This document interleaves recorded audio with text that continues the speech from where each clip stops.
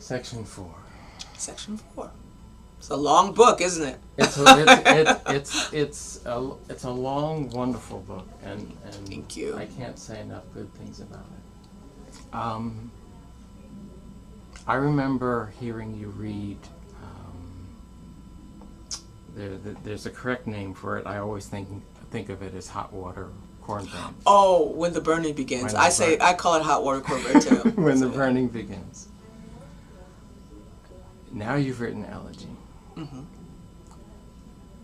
What, as a writer, what kind of place do you have to go to or create to write that? I mean, that's incredibly powerful. If there's one thing I wasn't really sure about in the book, it was that, simply because the book I had written before that, Jimmy Savannah, was kind of I used to describe it to people as a memoir in verse, and there's a lot about my parents in that book. And actually, I think if that had been ready or in my head at that time, it probably would have been in that book. Mm-hmm. But then I thought about, if we're talking about loss throughout this book, that's the major loss in my life.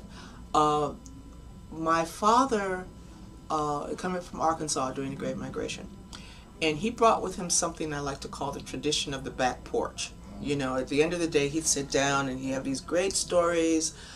People that I knew would become characters, and he'd say, "Hey, guess what happened at work today? Guess who's having an affair with so-and-so, and blah, blah," you know. And at the end of the day, I'm like, "Okay, what happened at work today?" You know, so it was like my own little personal soap opera. But he taught me that there were ways to use language beside what I was or was not learning in school, and that it had a pulse. It wasn't just something that laid flat on the page, and it could make you want more of it, you know.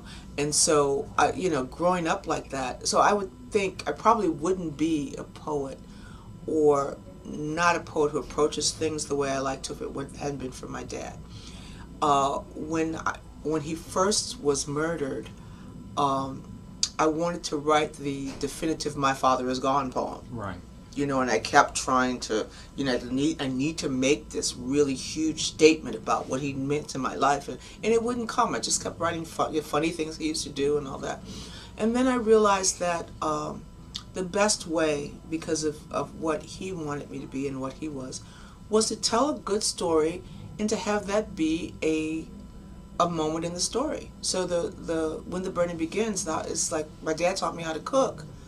But if you're not listening carefully, you won't hear me say, "and no bullet in his head when he taught me." Right. You know, but I think my dad, with the exception of Blood Dazzler, the Katrina book, I think my dad's in every book that I've written in some way. And I wouldn't have that any other way. The problem is that my mother was very ashamed of being from the South. Right. My father was the storyteller, but before I could get to a point where I could really talk to him about where I was rooted, where he was rooted, he was gone. So I think every time I revisit him in a poem, it's an attempt to plug in another piece of my own history that I don't have, and to remind myself from whence I come, since my mother does not recognize my passion as being legitimate. Right. Does not think that creative writing is a way to make a living, that I should be a teacher or a nurse and not a professor or a doctor, you know. And the fact that I talk about family in my books is just blasphemy to her because of that silence. Because of the silence she tried to, and here I am speaking to a room full of strangers about something. So I've had to get a lot of the information that tells me who I am from snippets of my dad, which I don't have anymore. And yeah, there's a space that I have to go to, but it's kind of become a joyous space. I can kind of look out at an audience and I always find a empty seat and think, okay, that's where he is tonight, And I think I became, he probably couldn't picture this, but I think the idea of trying to recapture my own voice and to put it in as many places as I can would be something that he would be proud of. I love the poem following up Jimmy Savannah. It's just it was one of those moments in the book where you're just in awe of and then, you know, once again, I'm not spoiling the end, but it really touches you, especially the more you're familiar with your previous work. It just echoes, it pulls in the previous work. Yeah, I think that's funny you should say that, because I've never really thought about the books in succession, kind of one building on top of the other. Although I think you can tell that as I go on, I'm learning more about myself, and I am willing to look kind of unflinchingly at not only what I'm happy about with myself, but the things that I'm not. And I think you need to be rooted in that. You need to know yourself before you can go out and comment on the larger world. I mean, the whole idea about I believe, I need, I see, I feel, I want, I think, you know. You gotta get that out there. Or I wouldn't have felt confident going out and saying, well, how can I speak for, you know, something else or someone else without knowing who I am? You know, and being willing to take the heat if I'm not getting it right. You've got a phenomenal new website. Isn't that the greatest yes. website ever? You know, my website before was all stagnant and purple. I like purples, you know, and it was nice, but it was just very functional. So I said, you know, I need something that's just gonna pop. And so I find this woman, and I didn't know much about websites, but after the website went up, there were web people who were getting in touch with me, telling me that the way she did the letters in the open, I don't know, you know, but it was fantastic. But thank you. And I've been following your travels through, I don't know, there's probably 20 pictures of you and Jericho Brown all over Europe this past so we winter. were in England, yeah. How are you holding up to a schedule that has you all over the world? I'm not. Very well. No, I love... one of the arguments I've had with my husband, and it's not with me being gone so much, but it's with me saying, yeah, without looking at the whole thing, because if you say something yes for one day, and it's here, you're saying yes for 2 days, or you're saying yes for 3 days, and they get bunched up on each other. And I'm a great traveler, but I think my downfall is that I love new people. You know, so you can't say to me, hey, you know, this 6th grade class right here has $25 and they want to bring it. And I go, a 6th grade class, yeah, you know. And so you have to kind of figure out, am I going to be a storyteller or a business person? You know, what it's come to now is that I need to pay more attention to self-care. Right. You know, I mean, when you do a reading, it's like, yeah, that was great. Let's all go out to the sports bar and inhale some wings. Yeah, let's go. How much wine is there tonight? You know, and I am of a certain age at this point where I realize I can't do that all the time. Speaking of Jericho, I can't do that all the time. I can't, you know, and so, like, I mean, there was a wonderful author party last night. I didn't go. I was here in time to go, but I knew there'd be lots of people and lots of noise, and I very seldom, and I'm in a nice hotel with a balcony where I can get out and just breathe, write a couple of poems, and instead of plugging myself into the action right away, which I would do, I chose to do that.